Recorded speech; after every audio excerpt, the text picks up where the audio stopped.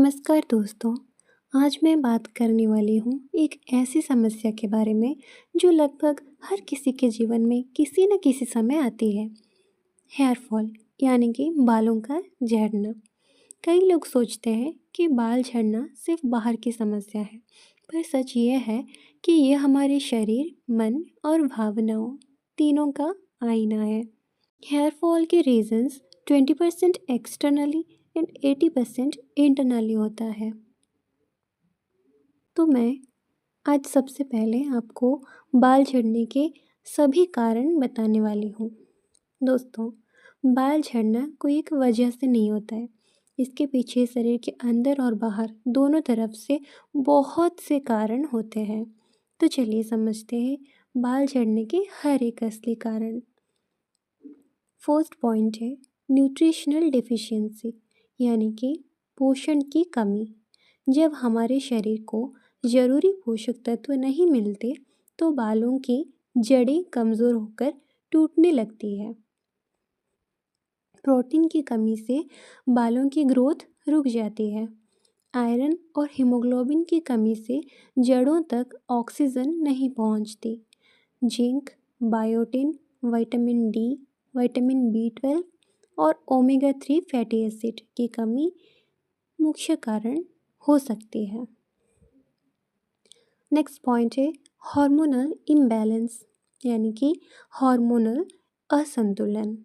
शरीर में हार्मोन बदलने से बालों की जड़ों पर सीधा असर पड़ता है। महिलाओं में PCOS, प्रेगनेंसी और प्रसव के बाद जो पोस्टपार्टम बोलते हैं उसे, और मेनोपॉज के समय बाल झड़ना आम बात है। पुरुषों में DHT यानी कि डाईहाइड्रोटेस्टोस्टेरोन, इस हार्मोन के बढ़ने से बाल पतले होकर गिरने लगते हैं। थायराइड का असंतुलन यानी कि हाइपोथायराइड या फिर हाइपरथायराइड, ये दोनों भी बाल झड़ने का बड़ा कारण है। नेक्स्ट पॉइंट है जेनेटिक और हेरेडिटरी कॉजेस यानी कि आनुवंशिक कारण। अगर आपके परिवार में किसी को गंजापन या ज़्यादा हेयर थिनिंग की समस्या है तो यह आनुवंशिक रूप से आपको भी हो सकती है। इससे एंड्रोजेनिक एलोपेसिया कहा जाता है, जो पुरुषों और महिलाओं दोनों में पाई जाती है। नेक्स्ट पॉइंट है स्ट्रेस एंड इमोशनल प्रेशर यानी कि मानसिक तनाव। लगातार तनाव, चिंता, दुख या गुस्सा हमारे शरीर में कॉर्टिसोल हार्मोन बढ़ाता है, जो बालों की ग्रोथ को रोक देता है। इससे होने वाला टेलोजन एफ्लवियम सबसे आम मानसिक कारण है। नेक्स्ट पॉइंट है डिजीज़ एंड मेडिकेशंस यानी कि बीमारियां और दवाइयाँ। कुछ बीमारियां और दवाएं बाल झड़ने का कारण बनते हैं।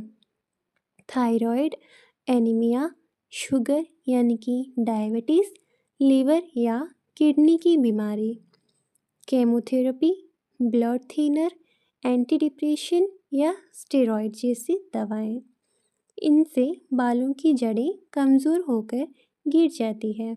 नेक्स्ट पॉइंट है स्काल्प इन्फेक्शंस यानी कि स्कैल्प की समस्याएं। बालों की जड़ें तब स्वस्थ रहती है जब स्कैल्प साफ और संतुलित हो, लेकिन अगर सिर में डैंड्रफ, फंगल इन्फेक्शन, दाद यानी कि रिंगवॉर्म एंड सोरियासिस जैसी समस्या है तो जड़ें बंद होकर बाल झड़ने लगते हैं। नेक्स्ट पॉइंट है इन्वायरमेंटल डैमेज यानी कि पर्यावरणीय कारण। प्रदूषण यानी कि पॉल्यूशन, धूल और धूप, जिसकी UV रे बोलते हैं, जो सन से आता है, अल्ट्रावायोलेट रे, उससे हेयर फॉल होता है, हेयर डैमेज होता है। गंदे पानी में नहाने से या गंदे पानी में बाल धोने से हेयर फॉल होता है और हमारे स्काल्प में डैंड्रफ और फंगल इन्फेक्शन जैसी समस्याएं आती है। बाल धोने के बाद तौलिए से बालों को रगड़ रगड़ कर सुखाया मत कीजिए। क्लोरीन युक्त स्विमिंग पूल का पानी ये सब बालों की नमी और प्रोटीन को नुकसान पहुंचाते हैं। नेक्स्ट पॉइंट है इम्प्रॉपर हेयर केयर, यानी कि गलत हेयर केयर आदतें। कई बार बाल झड़ने की वजह हम खुद बन जाते हैं। बहुत ज़्यादा बार बाल धोना या बहुत देर तक ना धोना, बहुत गर्म पानी से नहाना और गर्म पानी से बाल धोना, हेयर ड्रायर, स्ट्रेटनर या कॉलिंग आयरन का लगातार इस्तेमाल करना, chemical shampoo, hair dry, gel या कलर का बार बार इस्तेमाल करना, तेल लगाकर तुरंत सिर धो लेना, ये सब जड़ों को कमज़ोर करते हैं। नेक्स्ट पॉइंट है लैक ऑफ स्लीप, यानी कि नींद की कमी। जब नींद पूरी नहीं होती तो शरीर खुद को रिपेयर नहीं कर पाता, हार्मोन असंतुलित होते हैं और बालों की ग्रोथ रुक जाती है। हर दिन कम से कम 7 से 8 घंटे की नींद ज़रूरी है। देर रात तक फ़ोन चलाना, लैपटॉप्स पे काम करना, ये सब भी हेयर फॉल के रीजंस बन सकते हैं। नेक्स्ट पॉइंट है अनहेल्दी लाइफस्टाइल, यानी कि जीवन शैली की गड़बड़ी। बार बार फास्ट फूड खाना, सॉफ्ट ड्रिंक्स जैसे कि कोका कोला, स्प्राइट और जितने भी पैकेज्ड और बोतल में आते हैं कोल्ड ड्रिंक्स, स्मोकिंग और अल्कोहल यानी कि शराब का सेवन करना, शारीरिक गतिविधि की कमी, ये सब धीरे धीरे शरीर के पोषण को कमज़ोर कर देते हैं, जिससे हेयर फॉल एक बहुत बड़ी प्रॉब्लम बन जाती है। एनीमिया यानी कि खून की कमी, शरीर में आयरन और हीमोग्लोबिन कम होने से बालों तक ऑक्सीजन नहीं पहुंचती, जिससे बाल झड़ने लगते हैं। एज फैक्टर यानी कि उम्र का असर, जैसे जैसे उम्र बढ़ती है बालों की ग्रोथ स्लो हो जाती है और नई कोशिकाएं धीमी बनती हैं, इसलिए उम्र के साथ भी बाल पतले होने लगते हैं। पोस्टपार्टम हेयर फॉल यानी कि प्रसव के बाद बाल झड़ना, डिलीवरी के बाद शरीर में एस्ट्रोजन हार्मोन घटने से अचानक बाल झड़ने लगते हैं। ये टेम्पररी होता है लेकिन बहुत आम है। Sweat and dirt on scalp, पसीना और गंदगी, अगर सिर में पसीना और धूल जमा रहती है तो स्कैल्प बंद होकर फॉलिकल्स कमज़ोर हो जाते हैं, इसलिए नियमित रूप से साफ सफाई बेहद ज़रूरी है। पर इसका मतलब नहीं कि आप बार बार बाल धोएं। हफ्ते में एक बार बाल धोना काफ़ी है। अगर आपका स्काल्प ज़्यादा ऑयली है तो आप हफ्ते में 2 बार बाल धो सकते हैं, बट हमेशा याद रखना एक सल्फेट और पैराबेन फ्री शैम्पू यूज़ करना। इमोशनल शॉक यानी कि भावनात्मक झटके, कभी कभी किसी बड़े इमोशनल शॉक जैसे किसी अपने का खोना, ट्रॉमा आ जाना, डिप्रेस्ड हो जाना, फ्रस्ट्रेटेड फील करना, इन सब से बाल अचानक झड़ने लगते हैं। इसे स्ट्रेस इंड्यूस्ड हेयर फॉल कहा जाता है। तो दोस्तों, ये थे बाल झड़ने के सभी असली कारण।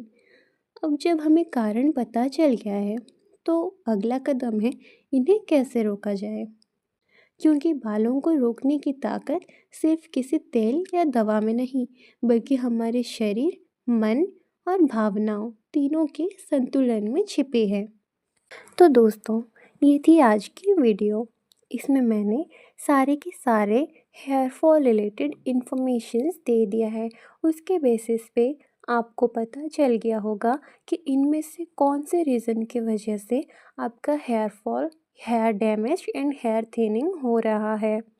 दोस्तों, अगली वीडियो में मैं आपको सारे के सारे हेयर फॉल के क्योर के बारे में टिप्स बताऊंगी। मैं कुछ रेमेडीज़ बताऊंगी जो मैंने खुद से एक्सपीरियंस किया है। बहुत ही इफ़ेक्टिव रेमेडीज़ हैं और उसके साथ साथ कुछ डेली हैबिट्स एंड कुछ डेली स्टेप्स, बहुत सस्ती स्टेप्स दूंगी जो बहुत हेल्पफुल होंगे आपके hair growth, hair fall and hair damage के वजह से, जो बहुत ही हेल्पफुल होंगे आपके हेयर ग्रोथ में और आपके hair fall and hair damage को रिड्यूस करने में। थैंक यू दोस्तों। अगर वीडियो पसंद आया तो लाइक करना, चैनल को सब्सक्राइब करना ताकि आपको और ऐसे अच्छे अच्छे और एक्सपीरियंस्ड मीनिंगफुल इंफॉर्मेशंस मिलती रहे।